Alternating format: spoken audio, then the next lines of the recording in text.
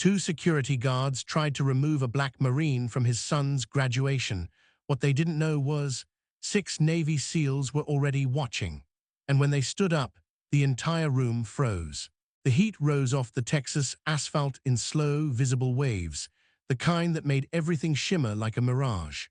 Solomon Drayton pulled into the crowded lot behind Elmridge High in his Dodge Charger, engine low and steady. The car, deep black with a soft rumble under the hood, had been his wife's favorite. She'd chosen it for road trips, Sunday drives, late-night talks with their son when words were hard to come by. Now, even 2 years after she passed, he still felt closest to her behind that wheel. He parked near the chain-link fence, engine clicking into silence. The school building stood ahead, weathered red brick, flags fluttering weakly in the morning breeze, students drifting near the entrance in wrinkled gowns. The scene was familiar in all the ways that made him ache. Parents in pastel shirts, little siblings with balloons, grandparents leaning on canes. Laughter, loud calls, the distant echo of announcements on a bad sound system. He sat still for a moment, both hands resting on the wheel. Then, slow and deliberate, he reached toward the glove compartment and opened it. Inside, beneath folded maps and an old gas receipt, was a photograph. Worn at the edges, a small tear at one corner. His wife, eyes bright, cradling Tyran as a newborn. Her smile reached through the years. He looked at it for a long time. Then he slipped it into the inner pocket of his marine dress blues. "Today," he whispered, "I stand in for you." Solomon stepped out of the car and straightened his uniform. The deep blue jacket fit him like armor. His ribbons sat perfectly aligned. The boots, polished just shy of obsessive, reflected the morning light, not for show, but because some things he had never learned to do halfway. His posture was straight, the kind that made people glance twice, even if they didn't know why. He didn't move like a man unsure of himself, but his eyes, steady as they were, scanned the crowd with a quiet awareness. He had learned long ago to recognize when he was welcome and when he was merely tolerated. A group of teens walked past, laughing too loud. One of them gave him a quick look, then glanced away. A woman holding a flower bouquet made eye contact and offered a polite nod, the kind that said more about her discomfort than her manners. Solomon didn't react. He'd been a tall black man in uniform for a long time. He knew which glances carried questions and which carried warning. The walk to the auditorium was short, but he made it feel longer, every step intentional, every breath measured. He passed beneath a banner stretched across the walkway. "Class of 2024, we made it." The smell of hot cement mixed with cheap perfume and floor wax. Inside, the gym buzzed with movement. Families filling rows of metal chairs, ushers checking printed tickets. The noise was a mix of excitement and chaos, the kind of sound that didn't require permission to exist. Solomon stepped aside to smooth the lines of his coat and took a breath. A volunteer near the entrance, a young woman with a headset and clipboard, looked up and smiled too quickly. He offered his printed ticket. She blinked, scanned it, then pointed down the left aisle.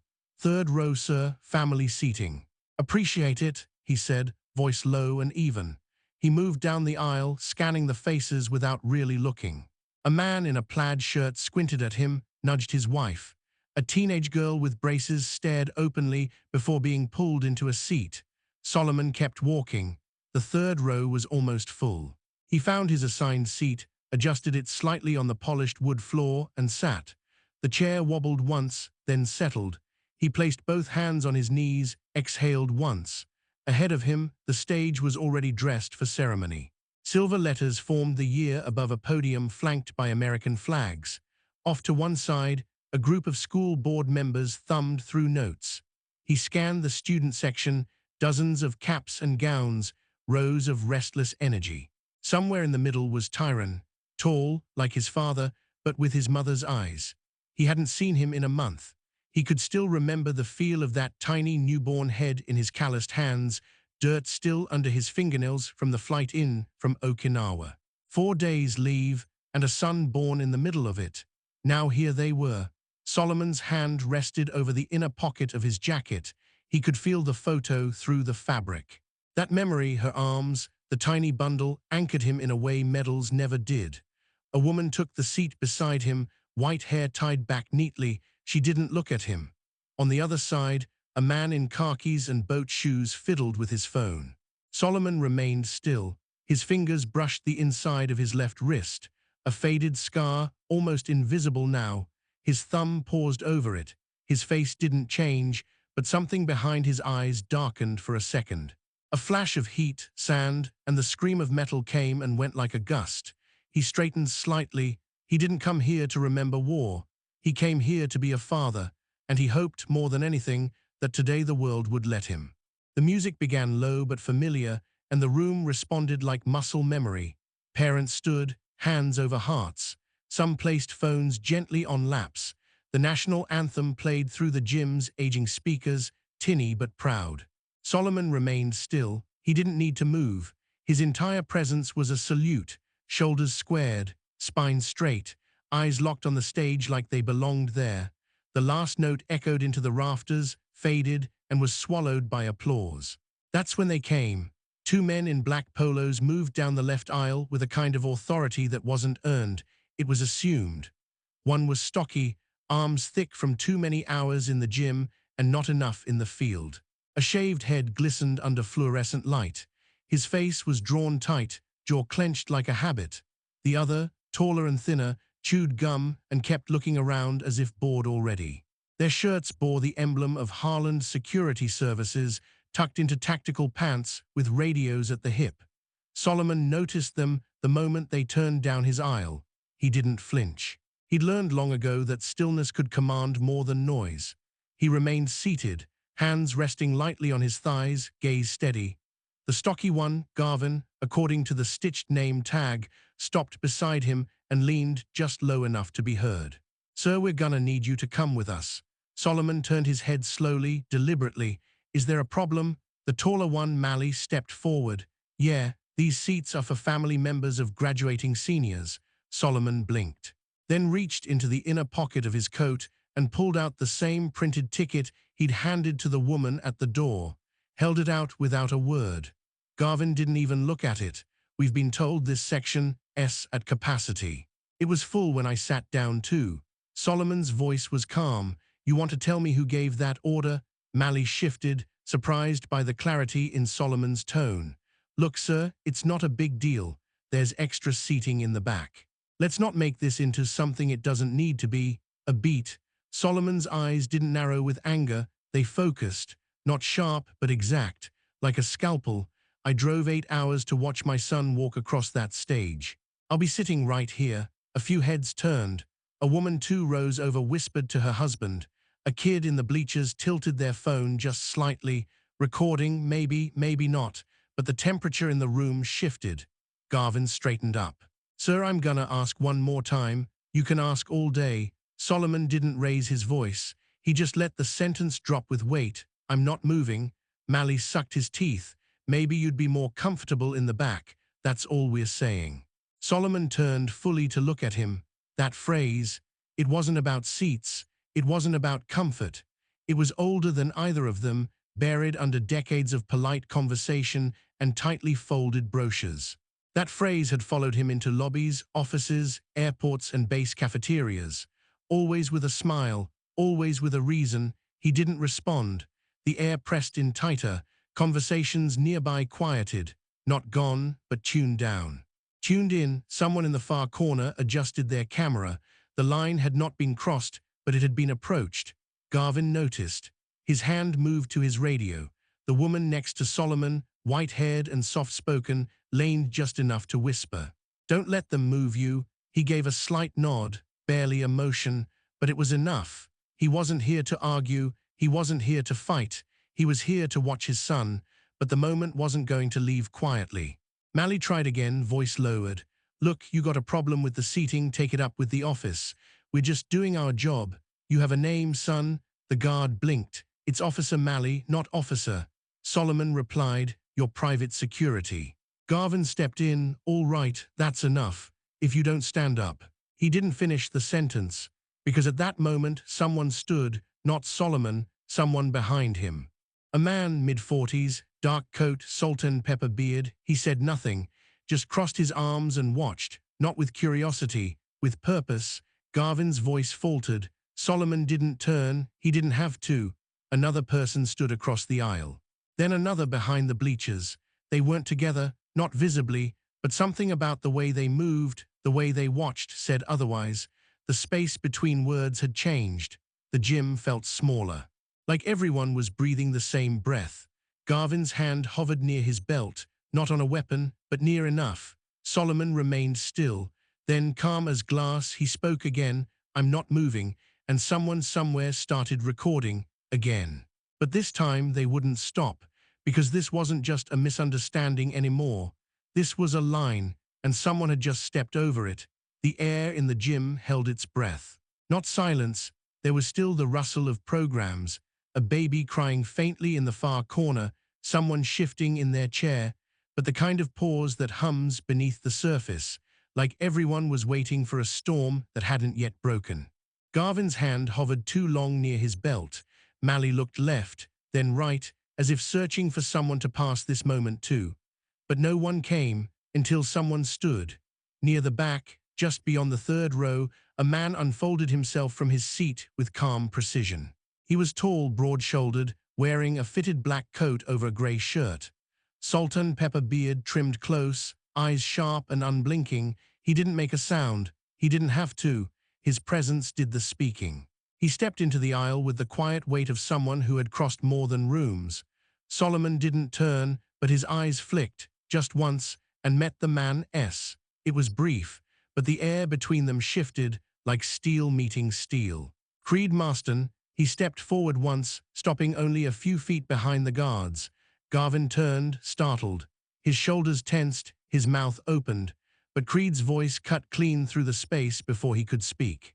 "Is there a reason this man is being bothered?" It wasn't a question, not really. The tone was measured, cool, the kind that doesn't rise to be heard, it lowers, and the room leans in. Mally raised his hand as if to ward something off. "So we've got this under control." Creed didn't blink. "No, you don't." His words didn't echo, they landed, flat and final. Another man stood, opposite side of the gym. Different angles, same posture, calm, watching, then a third, middle bleachers. Folded arms, no reaction on his face, just presence. It wasn't synchronized, not rehearsed, but it moved like muscle memory. One by one they stood, a fourth by the exit, a fifth near the band section, a sixth beside the concession stand doors. Different spots, different paths, same look, same stillness. Solomon still hadn't moved, but now the space around him had changed. The guards hadn't recognized it yet, not fully. But their bodies knew. Garvin shifted his stance, adjusted his radio again. Mally stepped slightly back, not out of retreat, just confusion. Something unspoken was unfolding, and he didn't have the language for it. Creed didn't move forward again. He didn't have to. He just said, evenly, "You're embarrassing yourselves, and you're one breath away from making this worse." Garvin opened his mouth to respond, then closed it again. Mally looked over his shoulder toward the front. A school official, assistant principal, maybe, was already walking along the far wall, phone to her ear, her face pale and focused. She wasn't watching the ceremony anymore. No one was. Parents stopped whispering. Students shifted on the floor. A teacher near the podium tried to clap for a name just called, but the sound fell flat in the air. This moment wasn't part of the schedule. Creed took one final step.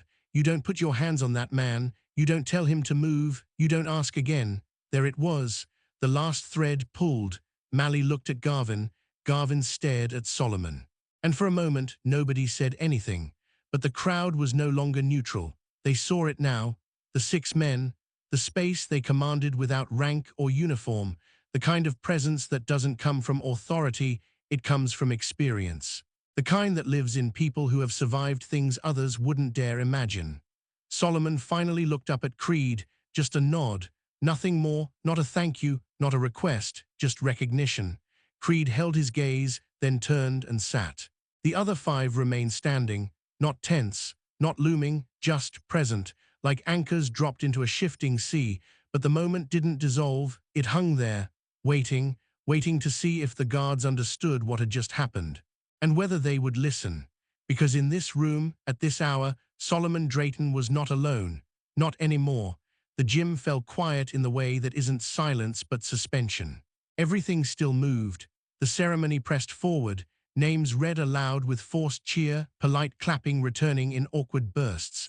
But in Solomon's world, the sound faded to nothing. His eyes stayed open, focused on the stage, but his mind was already gone, pulled by memory so vivid it didn't ask permission. 15 years earlier, Kandahar province, late afternoon. The sun there didn't set, it dropped like a hammer, turning the sky into rust and the air into steel. The convoy had been rolling slow, watching dust kick up behind them in thick red clouds. Solomon had just finished briefing his unit. The last thing he remembered was telling Soto to check the rear axle on the second Humvee. Then came the explosion. An IED buried under the road took the lead vehicle in a vertical spin, flipping it sideways before shattering into fire. Dirt and metal screamed through the sky. A second blast caught the edge of the rear truck. The ground shook so violently it lifted Solomon half off his feet. Then came the gunfire, not scattered, coordinated. Solomon hit the ground hard, rolled behind a shattered doorframe. His ears rang, but his instincts were clearer than sound. He scanned the valley, low sun cutting long shadows across the ridgeline. Smoke crawled up into the sky like a warning. He saw 6 men trapped, some pinned behind burning wreckage, one trying to crawl forward, dragging another by his vest. That one was Creed. Creed was barely 23 then. He had a bullet in his thigh and blood in his mouth, but he moved like he didn't know pain yet. Solomon didn't wait for orders, didn't radio command, just moved. He crossed open ground like it was instinct, not calculation. The space between cover and flame narrowed fast. Bullets ripped past, slicing into the sand. A round caught a rock just beside his boot. Another clipped the edge of his sleeve. He didn't stop. Creed's head lifted when Solomon dropped behind the blown axle beside him. His face was streaked with dust and blood. "You're bleeding," Creed gasped. "You noticed?" Solomon said, scanning the wreckage. His hand went to the soldier Creed had been dragging, Soto, still breathing, chest rising shallow but rising. Solomon locked one arm around Soto's back, gripped the vest with his other. Creed shifted behind him, pushing with his good leg. "Where's Divas?" Solomon called. Creed pointed, under the second Humvee's hood far left. That's when Solomon saw him, pinned beneath part of the engine block, leg twisted, arm reaching. His mouth opened in a scream, but the sound didn't make it through the chaos. Solomon turned to Creed. "Keep him low, move when I move." Creed nodded. And that, he would say years later, was the moment he understood leadership wasn't about command, it was about gravity. The kind that pulled people toward safety, toward hope, even when everything else screamed run. Solomon bolted. Again, he dropped beside Divas, slid into the smoke and heat, grabbed the edge of the mangled hood. Metal groaned. His boots slid once, his foot catching something soft beneath the sand. He didn't look down. "Gunny, don't," Divas yelled. I'm good, I'm good." "You're not staying here," Solomon said. He braced his legs, dug one foot deep, the other behind a burnt tire, grabbed hold, pulled, nothing, then again, shoulders shaking, teeth grinding, the steel groaned louder, his ribs screamed.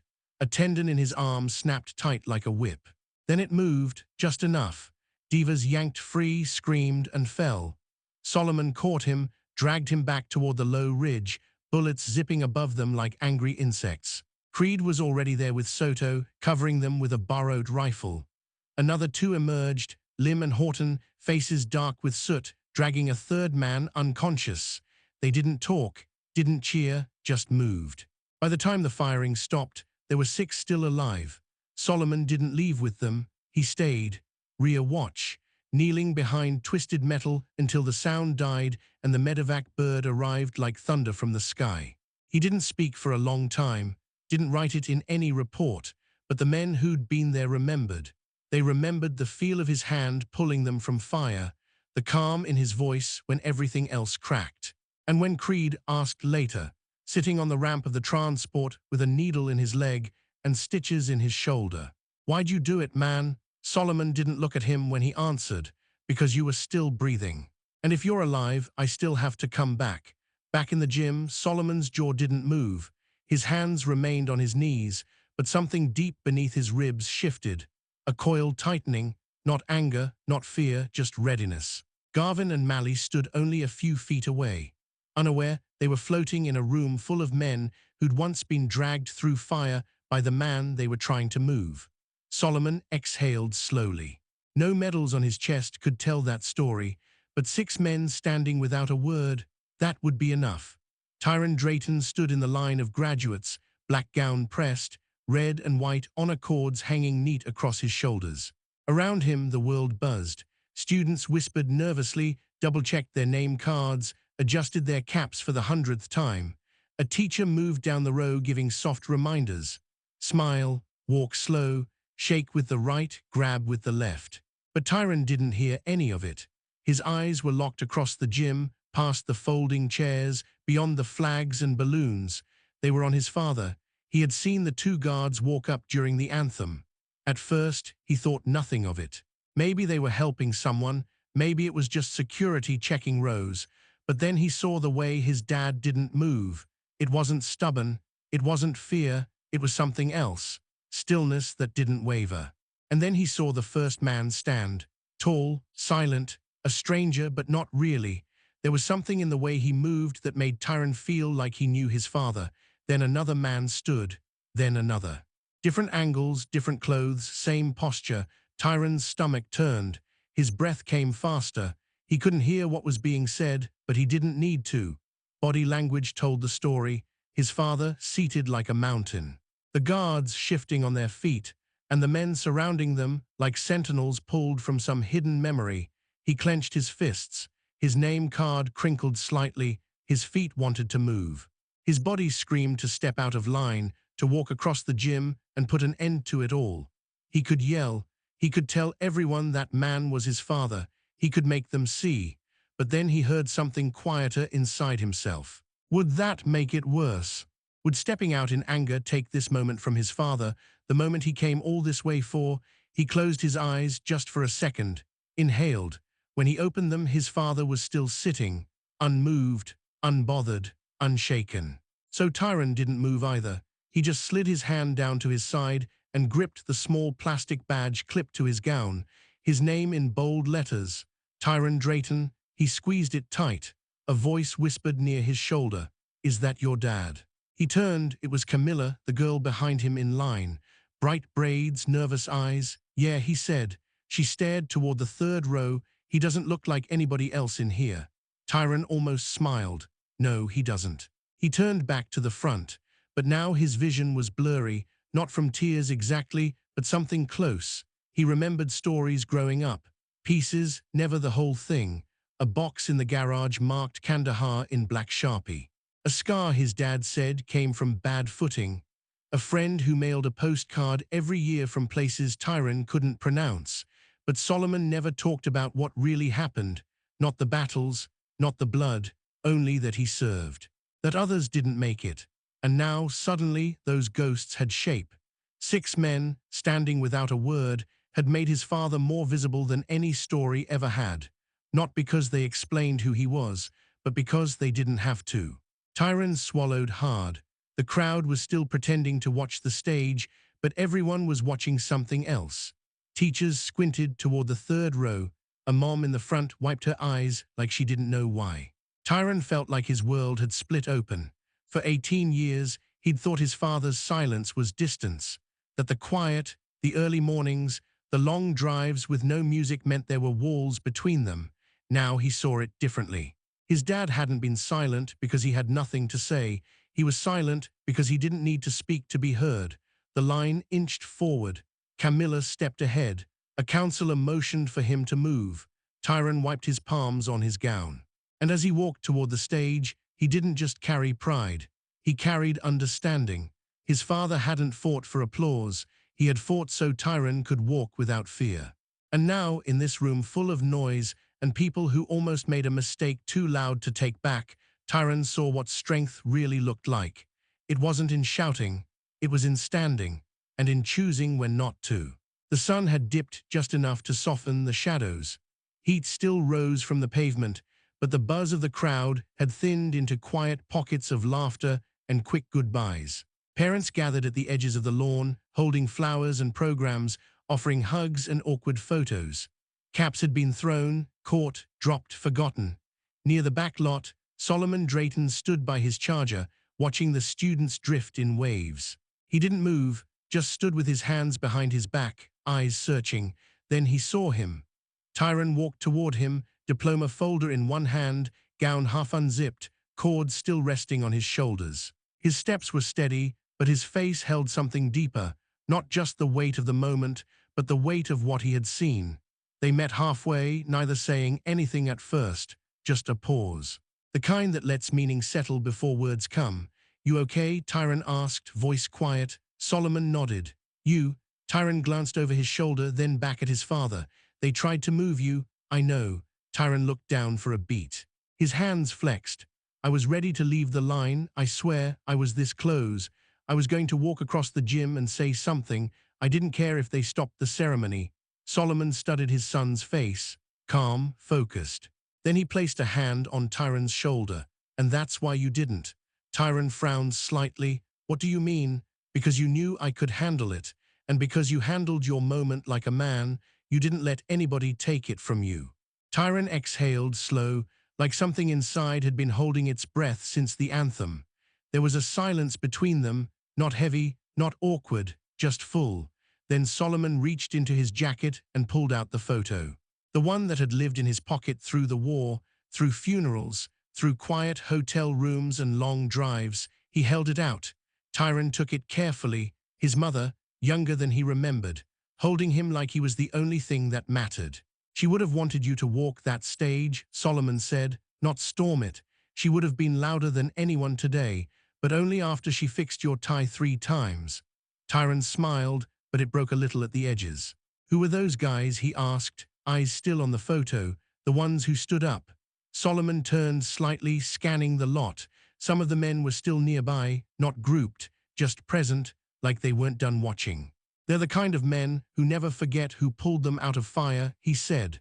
"They were soldiers. They were brothers." Tyran looked back at the picture in his hand. The paper was worn, soft at the corners. "She ever meet them?" "Not all, but she understood them." He ran his thumb over his mother's smile, "So she knew what kind of man you were." Solomon didn't answer, not out loud. Instead, he looked at Tyran the way men look at legacy, at something they didn't build but shaped. And for a moment, Tyran understood something he hadn't before. The silence his father carried all these years wasn't emptiness. It was full of everything he never needed to say. He handed the photo back. Solomon didn't take it. "Keep it." Tyran held it close to his chest. A car horn honked in the distance. A balloon floated out of a child's hand and drifted toward the trees, but none of that reached the space between father and son. They didn't speak again, because they didn't need to. The car was quiet. The kind of quiet that doesn't ask to be broken. Solomon sat behind the wheel, hands resting on his thighs. Tyran leaned back in the passenger seat, the diploma folder pressed lightly against his knee, the photo still tucked in the pocket of his gown. The charger hummed faintly with the ignition on, but neither of them moved. Outside, the gym slowly emptied. Families filtered out in pairs and small crowds, laughter rolling across the parking lot in uneven waves. A breeze pushed a flyer across the pavement. Somewhere, a teacher called out final instructions. Inside the car, time moved slower. Tyran turned toward his father. "Why didn't you say anything?" Solomon didn't answer right away. His gaze stayed forward. Then he tapped the steering wheel once. "Because I don't have to stand up for who I am." Tyran let that settle. He stared out the windshield, watching reflections dance across the hood. "You weren't angry." "I've been angry plenty of times, but most of the time, anger just burns you first." Tyran shifted in his seat, "But they disrespected you, right there in front of everyone." Solomon nodded slowly. "Yes, they did, and everyone saw it." He looked over, and they also saw 6 men who could have been anywhere else show up, not because I called, but because they knew what that moment meant. Tyran sat with that. The silence wasn't uncomfortable. It was full of something deeper. "You always knew they had your back." "I didn't need to know, I just had faith. Real men don't vanish when things get uncomfortable. They show up, and they stand." Tyran looked down at his lap, at the crease in his gown. Then he spoke, not as a question, but a truth he'd only just found the courage to say. I want to be like that, like you. Solomon turned fully now, his voice softened. You already are. Tyran met his eyes. You walked that stage with pride. You didn't let anger steal your moment. You stayed grounded, even when the world around you tried to shake you loose. Tyran looked back out the window. Creed stood near the edge of the lot, arms folded. He wasn't waving, just watching. His eyes found Solomon. Solomon gave the slightest nod. Creed returned it, nothing more. No one else would have noticed the exchange, but Tyran did, and something in him clicked into place. He turned back to his father. So what now? Solomon turned the key. The engine rumbled to life. Now we drive home. You get to choose dinner. Tyran smiled. Waffle House. Solomon chuckled, of course. As they pulled away, the school shrank in the rearview mirror.